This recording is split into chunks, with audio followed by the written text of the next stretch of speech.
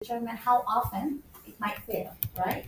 Yes. So risk is a measure of the human injury or the environmental damage or even the economic loss in terms of both the likelihood of an incident and the magnitude of the loss. And estimation of likelihood is a key part. So you'll notice that today's lecture is all going to be about how we estimate the frequency or the likelihood of an event. And the main goal is to, at the end, be able to evaluate our risk. Now, you see two terms here. You see likelihood and you also see frequency and probability. And people use them as they are the same thing, but they're actually two different things, right? So, how often? This is the frequency. It's the eventful time. It could be I travel 6 times a year. It could be every 18 hours something happens, right? This is the frequency. The probability is a value, is how most likely is this event going to happen on a scale of 0 to 1, right? So it's the likelihood of occurrence versus the frequency, which is the actual number of occurrences. And then we also have the term reliability. Reliability is very important for protective systems or protective devices we use in industry, especially those that are not continuously used. We talk about the term reliability. How reliable is this controller? How reliable is this vent controller? And the reason is it's not continuously being used. So we are always have a question in our mind is that when I need it, will it be able to do its job or not? And this is where reliability comes in. The probability that an item is able to perform the job that it was designed to do when we call on it to do the job. So please know the differences between probability and frequency. And this is where the term failure frequency comes in. We said reliability is our ability to depend on the device to do its job when we call on it. And the other end of that spectrum would be failure frequency. It's related, right? How often will this device not do its job? This is the failure frequency. And it's usually the highest value, this failure frequency, at when the device is new, early on in its life, and just right before we're about to decommission it, right? Just right before we're about to replace it. It makes sense, right? When the device is new, because it's new, you don't know. It might have a damage from the vendor.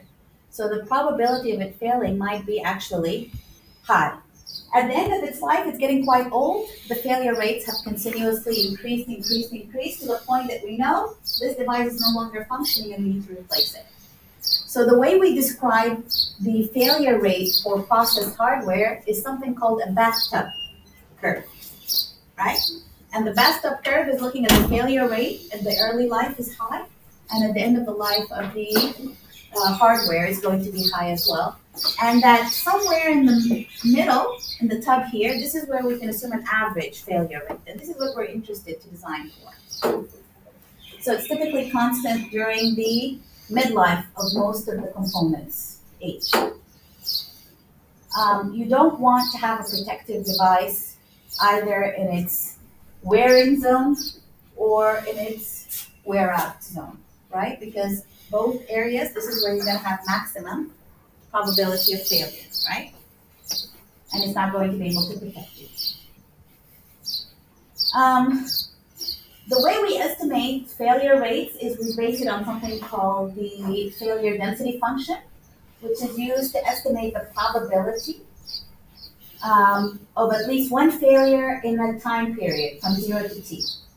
So the probability of failure is going to be actually 1 minus the reliability term, because we said they are synonymous, right? If you have high reliability, your probability of failure will be low.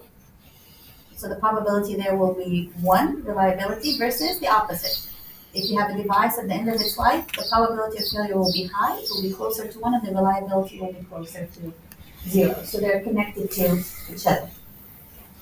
And if we take a look at the interval time between two failures of a component, T1 and T2, we call that the mean time between failures, the MTBF.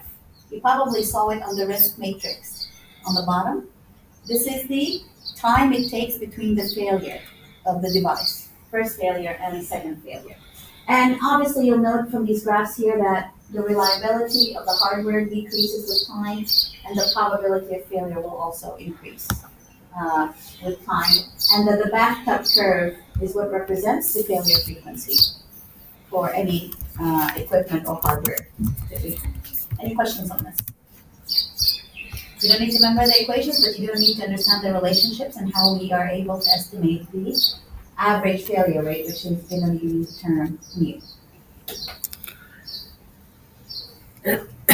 Okay. When we talk about reliability and failure probabilities, we know that anytime we have an accident in industry, it's usually a result of a number of things that happened. And it's not always straightforward, right? There's always a couple of reasons why the accident occurs. But the overall process failure probability for the entire process, which is exposed to an accident, is estimated as the add-up of the individual failure rates of the different components within the process. So if I want to know how often will I have a potential accident in my overall facility, I will need to determine the probability of failure of the different systems within that process and compile those together to be able to estimate the overall failure probability of the process. And this is where we start to look at the type of failures. So sometimes we have that two things have to happen simultaneously for an event to occur, for an accident to happen, right? So you have to have simultaneous failure of the components in parallel. And when we try to determine the probability of the overall system failure, it's going to be this and this, A has to fail and B has to fail in order for the overall system to actually experience an incident. And in this case, because we're using the logic term and we said that the overall process system's probability is the sum of all of the probabilities of the system, when we have an and logic, the probability of the overall system is going to be the product of the probability of failure for A times the probability of failure of B. That will give me the overall probability. We also know that sometimes things have to happen in sequence, that if A fails and if B fails, we can end up with an accident. So if either this or this can fail, then the probability of the overall system failure is going to be the sum of the two probabilities. So it's just the concept of and or logic that's used in estimating failure probabilities. So sometimes, usually, if we have a number of layers of protection, 2 layers of protection have to fail before an incident happens. But sometimes, if I have one or another layer of protection, if one of them fails, I'll end up with an accident. And this is the way you should think of it. The reason we're talking about this, it's important because we are trying to quantify risk. And we said that risk is a function of frequency.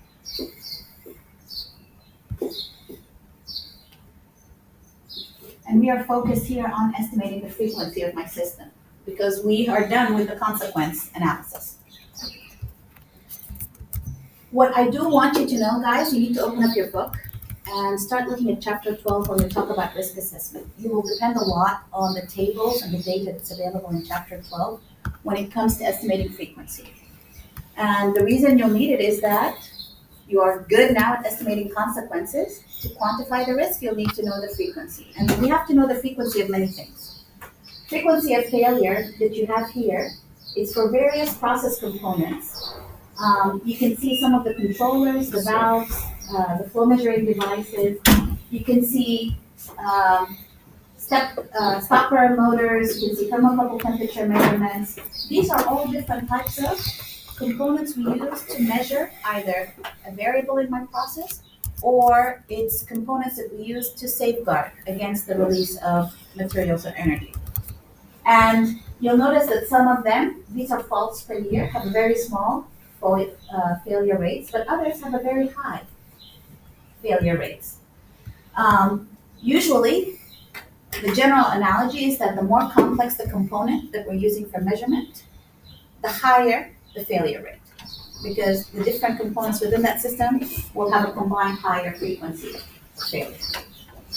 So when you guys are doing your project and you are trying to evaluate an incident using one of the process hazard tools that I assign you, you will need to know the frequency. So this is one source where you can get the frequency for process components. Another important thing we have to talk about is the probability of failure on demand. We talked about that it's going to be 1 minus the reliability of the component. But why are we concerned with the probability of failure on demand, PFD? It's because most of the instrument systems that we add, especially the safety protective instruments like pressure relief valves, safety instrumented systems, these are things that are always on standby in case an accident happens, because they're trying to mitigate or reduce the impact of the accident, right? So they're not continuously being used. And it's similar to the example of having a spare tire in your car. I think we talked about this example before. You have it, you know that if your tire, you get a flat tire, that you should be able to replace it. How many of you actually checked your spare tire and found that it was actually working? It was actually inflated. Twice, I checked and mine was actually flat. I had to call AAA. So this tells you that the probability of failure on demand for a tire, spare tire in a car that doesn't get used a lot is very high. And if you start thinking about it in terms of the instruments we use to protect ourselves against accidents, it becomes scary, isn't it? If the probability of failure in these safety instrumented systems or these control systems is high, that means that when an accident is about to happen, these systems are not going to be able to do their job. And this is very, very risky. So we need to know what is the probability of failure of components. This is just an equation that tells you how you estimate the probability of failure on demand. And it's going to be a function of how often do you inspect this device to make sure that it's working. Do you do testing? And it's also a function of the failure rate of the device itself. So how often this device fails is important, but more importantly, how often do you inspect this device to make sure that it's working? And from the equation, you can see that the average PFD is going to be 1/2 the failure rate times the inspection interval. And if you want to bring down your probability of failure in the demand, what should you do? You can't control the failure rate of a device you already have, right? But you can do what? Inspection. Right? So that means that the inspection interval time needs to be more frequent, so that as the item gets older and older, that's why you have to do more and more maintenance on the device to make sure that it's working and to maintain a good average probability of failure on demand. So a decrease in the inspection interval greatly improves the failure probability, because this is very small interval time. It means that the probability of failure on demand will be quite high.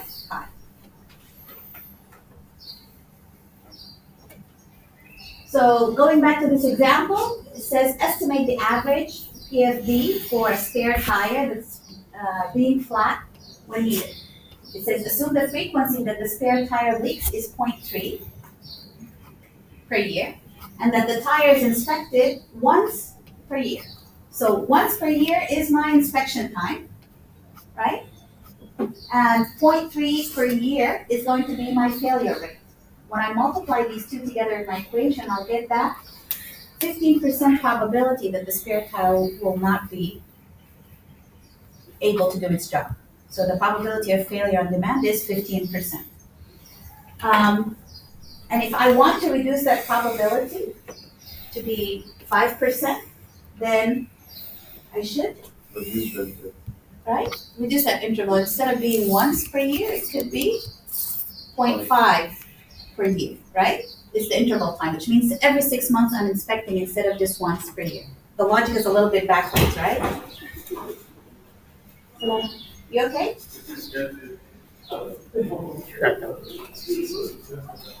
Come on. Now, as our focus is frequency, you're going to see some of the methods that we've used previously for process hazard analysis to help us estimate the frequency. We talked about fault tree analysis, right? And event tree analysis, but we use them to do what? To identify the initiating events that can lead to a main event, or to identify what are the potential outcomes. This is when we were talking about PHA. But we can actually use them to also determine the frequency of an accident that's about to occur. Get it out of your system. And but then your first instinct, but then how to decide your friend is to laugh and leave him falling behind you. I mean, so we.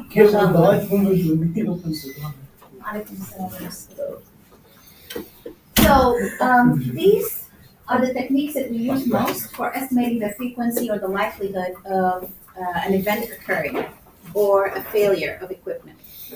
And historical data, if you have lots of historical data on equipments that are being used and how quickly they fail and how often, that will be an excellent way to get it.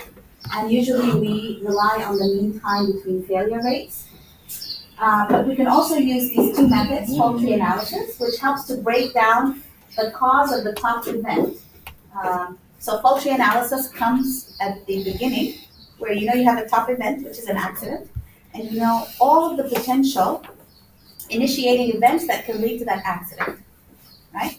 The same logic that's used for that structure, we then add on top of it a layer of frequency. What is the frequency of this initiating event happening? What is the frequency of that initiating event happening? And a combination of those frequencies can then be able to estimate the frequency of the top event occurring. The event tree analysis is the one that we use to identify possible outcomes from an accident of a main event. So once the accident happens, what could be the outcome? It could be toxic material release, or it could be I'm automatically going to shut my system down because my control systems work. Or it could be that I'm going to have a fire, or it could be that I'm going to have an emergency and I'm going to have an incident. So different outcomes from the specific event. Again, here we will put another layer of frequency on top of this event tree, and based on how these outcomes interact, we will be able to determine the overall frequency of the event. All right. For the frequency from historical data, it's actually quite difficult because you need to have the actual number of devices and equipment to be able to do it. But it is, if you have it, you typically determine the number of reported failures divided by the exposure period. And the design practice, usually inspections and maintenance programs, as well as protection layers, might already be in place, and thus incorporating their failure frequency is also quite important.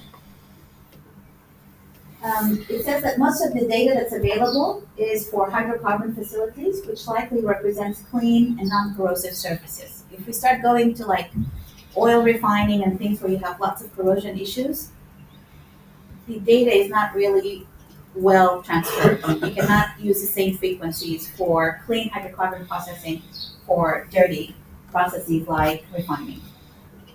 So you need to be able to understand the data that you have very well before you can actually use it for frequency estimation. So table 12.1 was a very good table that I shared with you for failure rates for components. We also have this table. It's from CCPS, and it's talking about what is the frequency of these potential causes of initiating events that can lead to an accident. So you'll see things like pressure vessel failure. Equipment failure is a main reason why an accident happens, right? The probability of failure here, according to historical data reported by CCPS, is that it's going to be 10 to the minus 3 to 10 to the minus 7 events per year. Piping failure, 10 to the minus 5, 10 to the minus 6. Cooling water failure, look at the probability. You will almost 100% be guaranteed that yearly you will have a cooling system failure. And this might be a very good driver if you're designing your process, knowing these failure risks, to be able to have a standby backup cooling system, right? or you might have safety instrumented systems on top of your control system to be able to manage when this failure happens, because the risk is quite high due to the frequency, right? So you will see atmospheric tank failure, small external fire, large external fire, operator failure, the human factor comes into place. Again, when you're doing your project and you're doing your investigation, or even when you're working and you want to determine what is the risk for something, don't let the lack of frequency, don't start making assumptions that are not realistic. You have a very good database of frequency data. The CCPS table here is one that you can use for initiating events, failure rates. You can start to compile a list. So we have table 12.1 from your book. This is for component failure rates.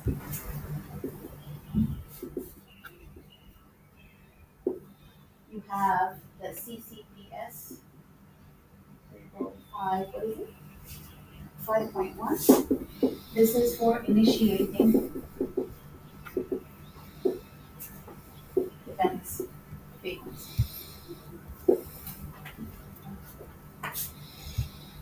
There are other resources. Again, the Guidelines for Chemical Process Quantitative Risk and Assessment book by CCPS. There is a book by Quantitative Risk Assessment that has lots of tables in the back with frequency failure rates. Another good source, by the way, for component failure rates is vendors. I have a very good large book on reliability, and half of the book is failure rates for so many different components based on the material of construction, the vendor, and so on. So data is out there. And now with AI, I think you finding the data is going to be much easier. Yeah? Do not make assumptions out of the top of your head for frequency. Now, that was based on historical data. Now, estimating the likelihood, as we said, based on the different components in your system, we are going to use event tree specifically and fault tree analysis. And this will be a quick recall. You know the sequence of an accident, right? When we're developing a scenario of how an accident happens, we know that there has to be an initiating event, some enabling conditions. My safeguards have to fail for an incident to occur. My mitigative safeguards have to fail for it to proceed. And depending on what is the initiating event and what is the potential consequence scenario that I'm looking at, I can generate a number of these scenarios, right? Different initiating events, different outcomes will result in several combination of scenarios that can be generated. So this is the basis. And now, remembering that fault tree analysis helps us to determine the initial event or the causes that can lead to the main loss event. And that event tree analysis is used to determine all of the potential outcomes of an event. We are going to use these to be able to help us estimate the likelihood. So the event tree analysis, and by the way, I know it's difficult to remember. Do you guys know, do you have a trick of how you know which one is which, event or fault tree analysis? How do you know which one is which to distinguish? I used to confuse them a lot when I was a student. You didn't think about it yet. Okay, so when you try to remember it for the exam, you're gonna start thinking, how do I know which one is which? Two ways. One, look at the actual term, the fault. Who is at fault? This means what causes the accident, the initiating event. This is one way to remember it. The other way I remember it is I do association. So logically, you would say E before F, right? The letters, the sequence. But in this case, it's going to be the reverse. So when I say event tree, it's not usually the first thing, it's going to be the last thing, which is going to help me estimate the outcomes. I don't know if that will help you, but it's important to know. Now we're going to be talking about the E, which is the outcomes. I have an event, and I want to determine all of the potential outcomes that can be experienced as a result of this accident.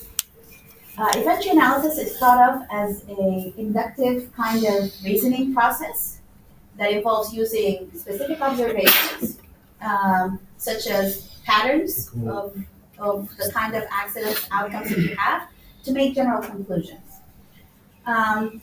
It begins with an initiating event, and or an actual accident, and then you try to determine all of the potential outcomes. It is considered to be a quantitative method because you are going to use frequency in estimating the actual likelihood. And the failure data, similar to what we talked about, is going to be required to be able to conduct the evaluation. So you're using it to evaluate the range of consequences possible, but also to determine the probability of failure for the different layers of protection or safeguards that you have. So let's take a look at an example to best apply this. This is a reactor with a cooling jacket. You have a high temperature alarm that has been installed to warn the operator of high temperature within the reactor. So you have a temperature indicator controller and an alarm that exists. And we said cooling jackets or cooling systems have the highest probably frequency of failure in a process. And so if these are the safeguards that you have in place, we can develop an event tree analysis. The top is a term called the success. So the initiating event here we're talking about is the event of cooling system failure is going to be, we're assuming half occurrence per year. So it's an average between the values that was reported. Half occurrence per year, it means that once every 2 years, right? This is the initiating event. And we have a safeguard in place, which is my alarm system. If the alarm is successful, then am I going to have a failure of my cooling system because the operator is going to react. If the alarm is not successful, then my safety function is going to fail and I'm going to have an actual bad event, which is cooling system will be off and the reactor will have a high temperature and I will be heading towards potentially a runaway reaction. So the way this works, just like we draw it for hazard analysis, we put the safeguard here as the vertical line, the main event here as the feed. The top is going to be the success and the bottom is going to be the failure of my safeguard. I can add then probabilities. The probability of initiating event failure is 0.5 per year. The probability or the success of the safety instrumented system has to do with its failure rate. So what is the failure rate for my safety instrumented controller? It's going to be 0.01 failure on demand. So this is its probability of failure on demand. And to be able to estimate the overall risk here, the success of the safety function of here means that it's 1 minus the probability of failure. It's the reliability, right? So this term here,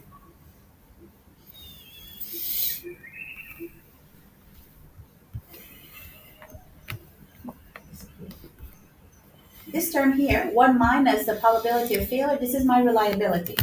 So the success is the reliability times the previous probability of failure because this has to happen and this has to happen for me to have a good outcome, right? The logic term of using and, it means that they simultaneously have to occur. So I have to multiply the probabilities of the two together. So the probability of 0.5 times the probability or the reliability here is going to give me that 0.495 occurrences per year will be successful. Then my system will work. The failure rate is going to be now the failure probability, not the reliability, which is 0.01 of this safety instrumented system times the failure rate of the initiating event. If the initiating event happens and my controller fails, then I have to multiply the products of their probabilities to be able to get the overall probability of the system to occur. And what outcome am I looking for? This is this outcome because the alarm failed. So this is how it works. If we take a bigger example where I know that this is the initiating event, loss of cooling that occurs, and now I implement that I have 4 layers of protection or 4 safeguards in place to protect against this initiating event from turning into an accident. Okay. The The four systems I have is that I have a high temperature alarm that alerts the operator. This is the first safeguard. The second one, the operator should notice that the alarm went off, right? The third is that the operator needs to follow the procedure and restart the cooling system manually. And then the fourth is that if they're not able to control it, then the operator should shut down the reactor. I have four safeguards in place, yeah, to protect against this loss of cooling from turning into a runaway reaction, which is the worst consequence that I can have. Are we good so far? Any questions? All right. So what I do now is that I start to build my event tree. So my initiating event is here. The first probability of failure for this alarm is 0.01. The probability of failure for the second layer is 0.25. The operator restarting the cooling system is 0.25, and the operator probability of failure is going to be 0.1. And I use these probabilities in sequence to see, is it in parallel and, or is it an or type of event, to be able to estimate the average probability here. And then I take a look at the next layer. So the probability here is 0.99. Once I add in the third layer of protection, if the operator restarts the cooling system and is successful, then I will take 1 minus 0.25, which is 0.75 times this. It should give me this probability of failure for this outcome, which is continuous operation. If we come back down here, initially, I had an initiating event, and my first layer of protection failed. The high temperature alarm did not go off. So the probability of failure is going to be the initiating event's frequency times the failure frequency for my alarm system, which is 0.01 times 1. So this means that the combined probability of failure for this to happen is going to be 0.01. If this fails, I have a second layer of protection. What is its probability of failure? 0.25. If it's successful means the probability up here will be 1 minus 0.25, which is 0.75 times 0.01. That should give you 0.00075 probability. So this is a success rate that this will actually work. If the second one fails, then it's going to be 0.01 times the probability of failure of the second system. 0.1 times 0.25 is 0.0025.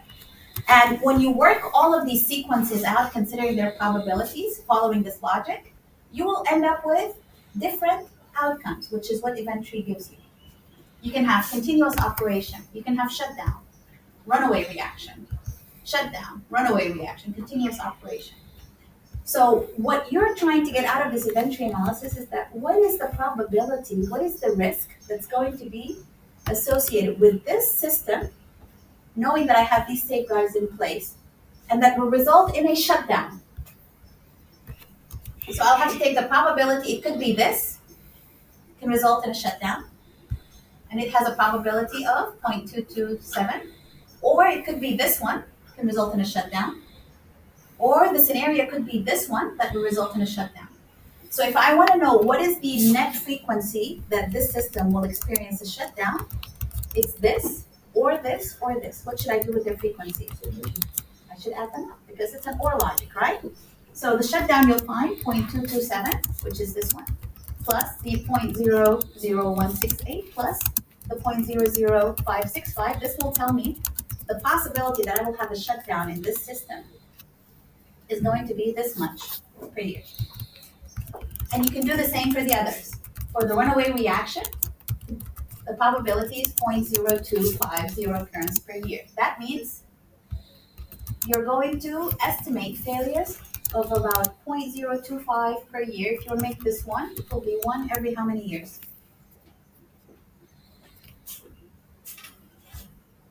One divided by 0.025.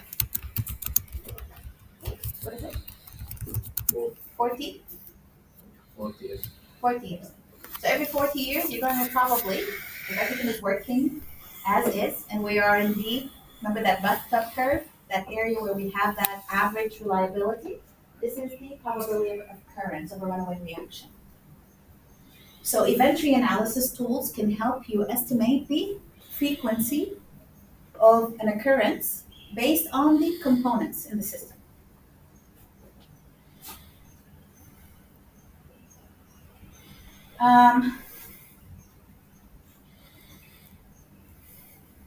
So this is basically giving you the summation that we just talked about. That this is the estimated runaway reactions, and previously it was the estimated for the shutdown outcome. What you're looking at here, this is for your reference, by the way. You can come back and take a look at this slide. This is kind of a generalized outcome eventual analysis based on the type of release. Are we talking about energy release or are we talking about material release? So this is not specific to a process, it's not specific to an industry, this is general. If you have release of energy, you will either have equipment damage or you will have equipment complete failure. And in both cases, you're looking at the pressure usually being twice as much as the maximum allowable working pressure for which you designed the system. If you end up with an energy release, most likely the outcome is going to be a levy, an explosion, or major damage to your equipment and business loss because you'll have to shut down your process. If you're talking about loss of containment where you're releasing hazardous material, it depends on if it's a liquid or if it's a vapor or gas. If it's a liquid, you can use the inventory to say if it's not ignited, you'll end up with a chemical explosion or environmental damage. If it's a liquid that's flammable, then most likely you'll end up with a levy or a fireball or a physical explosion. If you have vapor, liquid, mist releases, then it depends on where is this release occurring. Is it going to be within a building or is it going to be outside, like we usually have in gas industry? If it's outdoors, early ignition, you'll end up with a flash fire. If it's not ignitable, then you'll end up with a vapor cloud explosion. So it's a nice way to analyze any potential scenario you're coming up with in the workplace to determine what might be some potential outcomes before going to the details of what's actually happening. So inventory, very nice tool to be able to estimate the frequency and to be able to obviously determine the outcomes for potential incident. The other tool that we use is the fault tree, and this is a deductive method for analysis for identifying ways in which hazards can lead to accidents. And as we said, fault trees enumerate all of the potential initiating events that can lead to a top event, right? The drawbacks is that the causes for accidents are huge, so the tree becomes really, really big very quickly. Usually you have to maybe generate simple logic equations and put it into some kind of programming software to be able to use it. You cannot account for partial failure, so you either fail or you're successful, right? So there's some limitations in using it, but overall, fault tree analysis is a very good way, again, to estimate the frequencies associated with events that can lead up to a made accident. And if you put them together, the fault tree with the event tree, it's called something like a flow time. And you see the reason why, right? You connect this here. Right? It makes for a nice bow tie. Lots of initiating events that could lead to a loss accident by fault tree analysis. And this event can have various outcomes, which gives me my impacts, and this is the event tree analysis. But let's go back to the fault tree analysis. So this is your top event, this is the accident. Let's go back to our flat tire example. I had a flat tire. What caused the flat tire? Many things, right? It could be the tire itself was manufactured poorly. So, tire failure, right? Or it could be you drove over not proper asphalt road, you drove in debris, you got nails, and the tire failed. If this happens, or if this happens, you'll end up with a flat tire. But what fault tree analysis does, it goes a little bit deeper. Why did the tire fail? So it's a defective tire from the vendor, or it's an old tire. was worn tire. That's why it failed, right? So you can have two different reasons. They have like different symbols that they use when you assemble a fault tree analysis. Circles are determined to be basic events. So this is the simplest, the main reason, initiating event that can lead to the top event. Boxes like this or rectangles are representing intermediate events. So if you're at this level and you see this symbol here, it's an OR symbol or an OR gate, which tells you that this or this has to happen. So if you have the probability for this and the probability for this, right? And you want to know what is the probability of a flat tire, you multiply these two. You multiply or you add them? You add because it's an OR, right? So this plus this will give you the probability that you will have a flat tire. If it's this or this again, you will multiply. And so you will start to use the fault tree the same way as we use the event tree to start to assemble what is the system frequency probability of failure based on the different components that we have.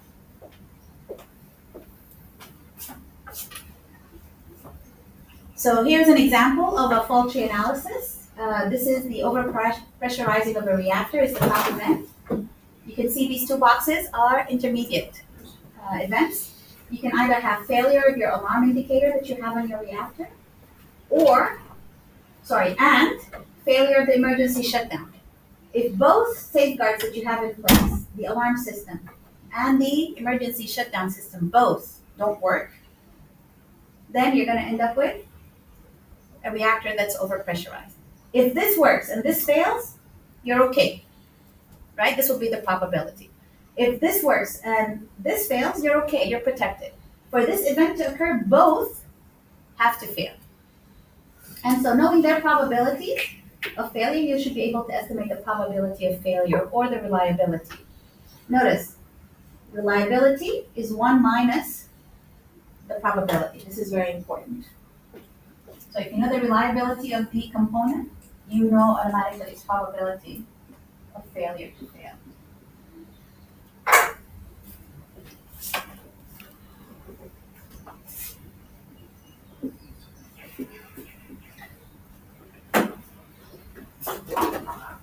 So you see how this works, yeah?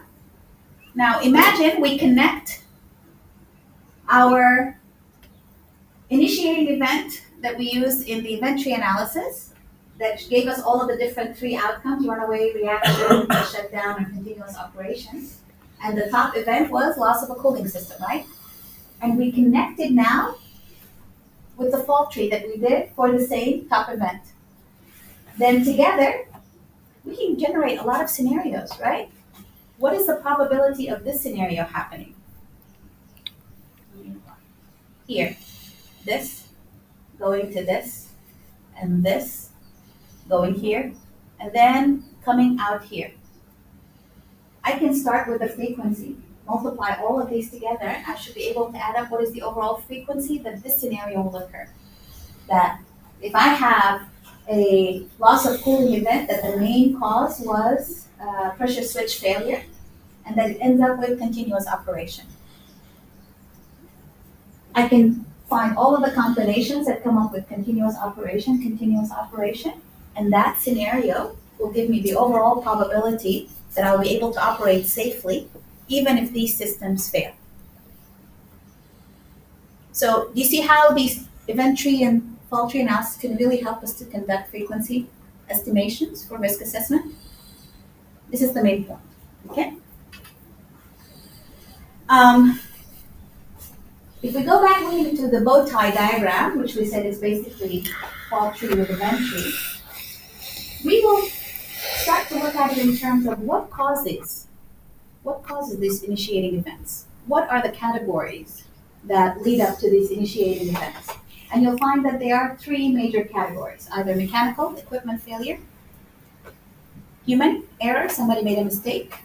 It could be a mistake in loading, a mistake in responding to an alarm, a mistake in various things, or control system failures. And any one of these categories can provide many initiating events that can lead to the top event. And when we start to look at the bow tie in terms of outcomes, we'll be able to determine what are the probabilities of various specific outcomes: explosions, fires, levies, safe operations, toxic release, and so on. So each path between the initiating event and the outcome represents a scenario with applicable protection layers that you can do to complete your risk analysis, right? Because if you know the consequence of the accident, right, you know the probability of failure, you'll be able to estimate the risk for any scenario that you start to generate. All right. The next topic, which is QRA, quantitative risk assessment, we said it's the most rigorous, more detailed, most expensive, most time consuming, but most accurate assessment of the risk for your process, right? And it can be used to reduce the risk by knowing what component within my scenario or within my system contributes most to the risk. I can focus on that, either replace the equipment or train the employees better, or I can do different things to bring that frequency down and reduce the risk. But as you guys know, there are limitations we've talked about when it comes to quantitative risk assessment, is that it requires a lot of detailed analysis and a lot of detailed information. And this is where LOPA came into place. And I'm only bringing LOPA here, not to talk about the process, I know you're familiar with it, but I'm bringing it here back to frequency. How I can use LOPA, again, to estimate the frequency associated with a scenario. So we know that for LOPA, we're looking at something called independent protection layer, right? And it had a definition. It had to have 6 important parameters for it to be defined as an independent protection layer. First of all, it had to be independent. It does not rely on something else, right? It can do its job when it's called upon. There are many criteria. But if I know that I have a hazard and I'm adding preventative safeguards and mitigative safeguards that are considered to be independent layers of protection, then if I know their individual probability of failures on demand, I can combine layers of protection, LOPA, with something like fault tree analysis to be able, or event tree analysis to be able to determine the overall frequency of the outcome as well. Right? So they are coupled together. These are the criteria for it to be an independent protection layer. It has to be independent, functional, it has to have integrity, which means that when you call on it, it works. Reliable, auditability, access security, and management of change. That if you are adding this layer of protection, it has its own way in terms of how you manage any change associated with this layer of protection. All right. This is a quick category of the types of independent layers of protection. Process design being the basis. Some people consider it to be an independent layer and some people not. But it's the basis. Having a very good design, inherently safer design, is the first layer of protection. Then we start to add layers of protection that are related to control and monitoring. So things like critical alarms, basic control systems, operator supervision. This is considered to be a layer of protection, independent layer. Then we can add preventative independent layers of protection. Things like alarms with operator corrective actions coupled together. Mechanical protection systems, safety instrumented control systems, and these have to be independent. It means they don't rely on the control systems, they work completely independently to do their job. Okay? So we can categorize them into control and monitoring, preventive, mitigative, then plant emergency response and community emergency response. These last two, please take a note, these last two are not considered to be part of an independent layer of protection. This is just the sequence of how we respond to the incident, right? After all of these have been called upon to work, if they all fail, then we go into plant emergency response and we look at community response as the last procedure for protection. How do these different categories of layers of protection work? The preventative layers, or the preventative safeguards, They're there to lower the probability.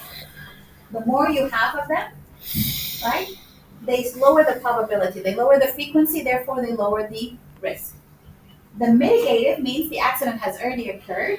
Their job is that they're active, they lower the probability, and they try to reduce the amount of energy or the amount of material. Therefore, they're doing both frequency reduction as well as consequence reduction.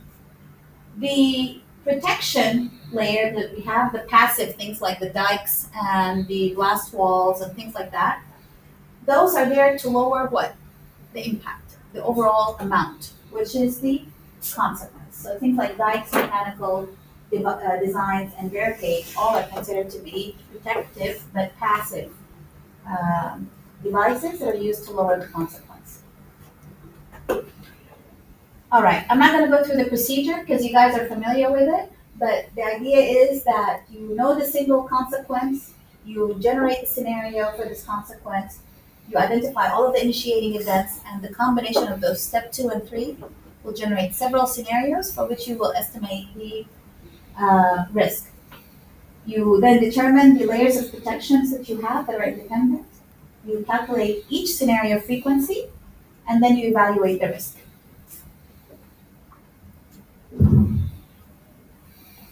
This is another important source. Table 12.2 in your book is another source of frequency data that you can use in risk assessment. And these are the failure frequency values assigned to initiating events. So you will see that these are the actual reported values, and these are the ones that might be chosen by a company that will be implementing LOPA. I want you to pay attention to a couple of things. One, you're always given a range. Where do you use that range? You use the lower range or the upper range or the middle range, depends on the risk procedure that your company has developed, right? You'll find that some of the companies that use these for LOPA evaluations take the average value. Some take the lower, the higher risk to be able to safeguard. So they're trying to be worst case scenario kind of evaluation. So they'll take the higher probabilities that are occurring, and some take the average. But this is, again, another important table for frequency evaluation for initiating events. You have probability of failure on demand for passive devices like dikes and blast walls and inherent safer design. And again, these are the reported values, range from industries. These are the values that are recommended by the Center for Chemical Process Safety. When you're doing your estimation, your job is to list your assumption when you choose these values. Is it based on CCPS or is it based on industrial reported values? And if that's the industrial reported values, do you use the lower or the upper range? You need to define that. So 12.3 is very important here. 12.4, this is, what is the probability that the cause for the accident is coming from a human factor? So, relief valve. So the effectiveness of this device is sensitive to service and experience. So if you don't do proper service, or the people who are doing the service for humans are not doing proper job, it means that it will have a probability of failure due to human factors of this range. Basic control systems, again, can be credited as an IPL if it's not associated with an initiating event being considered. Safety instrumented functions, human actions, all of these are potential causes that can lead to active devices failures and human actions.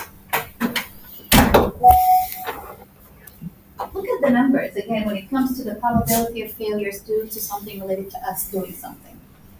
The other ones are 10 to the minus 5, 10 to the minus 3 probabilities. Ours, 1, 0.1, maybe 0.01. And what's impacting the probability is the environment. Are you working in an environment where you're able to focus? It's quiet, local control room? Or is it a very busy control room with lots of different operators and controllers, systems, and alarms going off? It becomes distracting. Or are you going to be having to do many things. So you have to see the alarm, you have to do something, you have to push a button, and then you have to let somebody else know that they have to do the next part of the procedure. If the system is very complex, that requires the human person to respond to is quite complex, then definitely there's going to be almost 100% chance that they will make a mistake. So you try to make your procedures very seamless, very easy.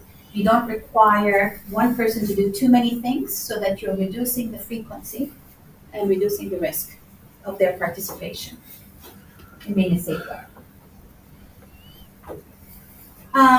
We have to talk about something called safety integrity level, and we categorize our safety systems on these categories. So a safety instrument level of 1 means you will have a single sensor, a single logic solver, and a single final control element.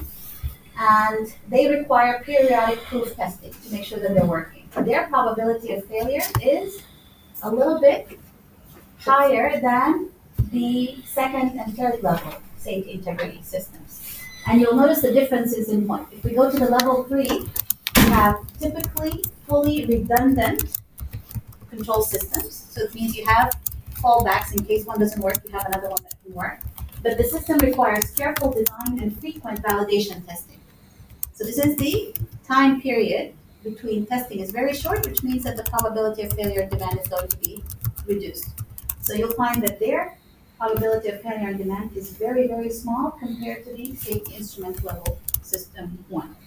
When you go to industry, you become part of the engineering team or the environmental team, you'll start to hear this term, safety instrumented level. It's what degree of safeguards are there to be able to estimate the failure rate.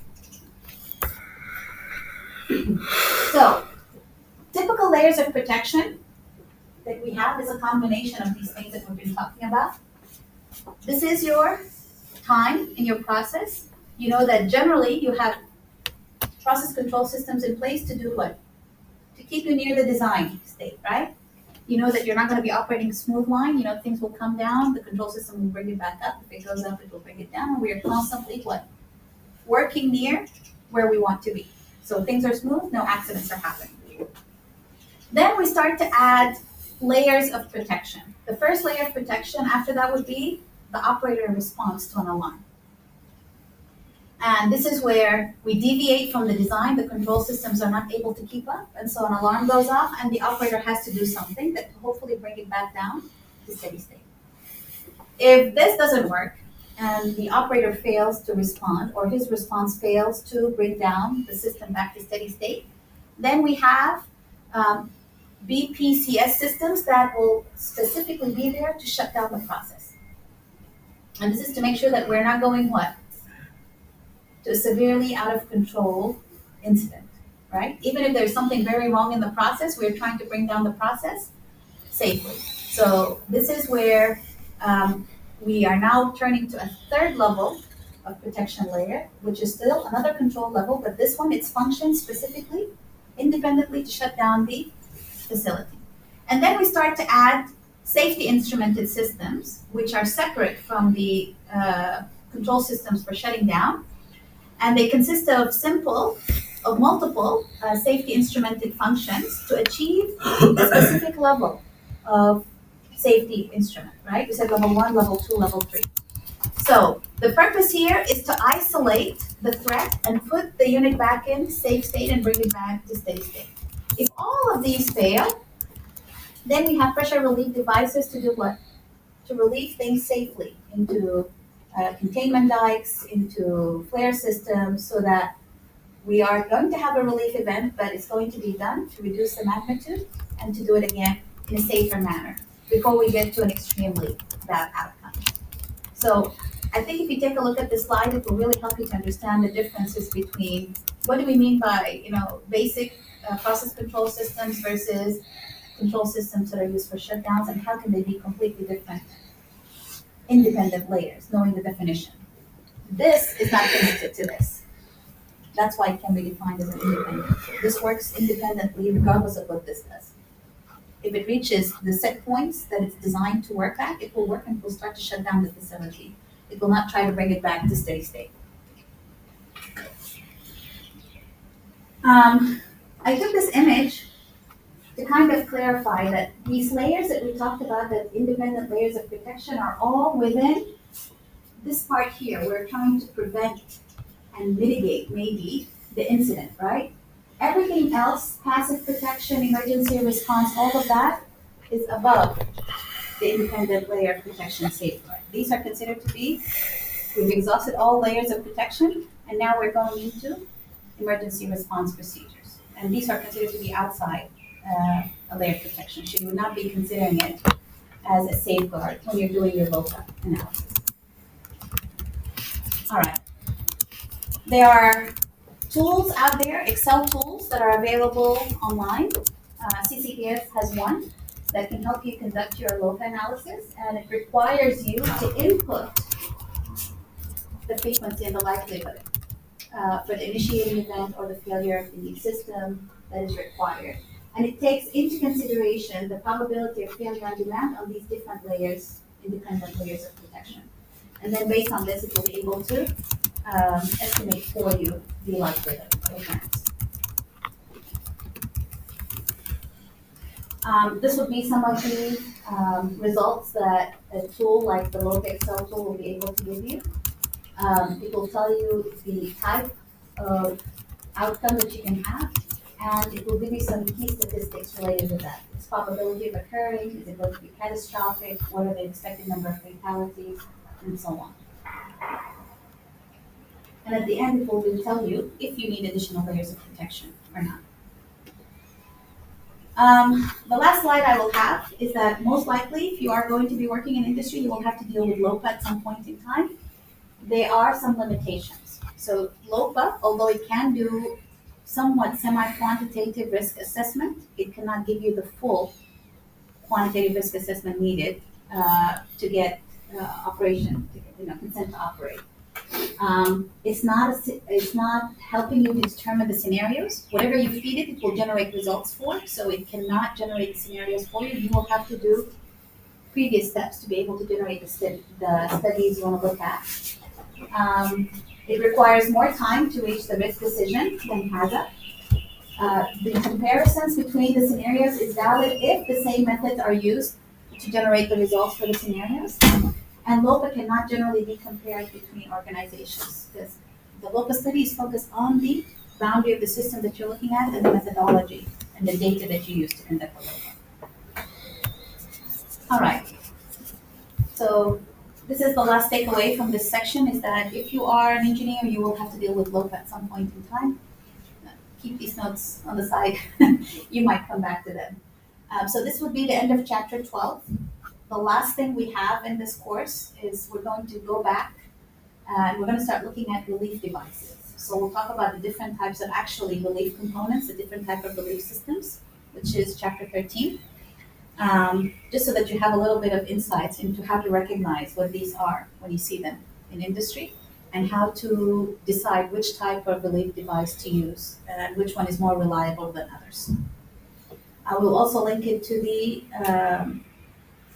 good engineering practices and the recommendations regarding how you should design these relief devices. So the design of the relief device in itself is a whole area, but we'll talk a little bit about it, inshallah. That's it. Today I will post your tool that you're required to apply to your project. The project requirement is already in the description. It's part 2 of the project.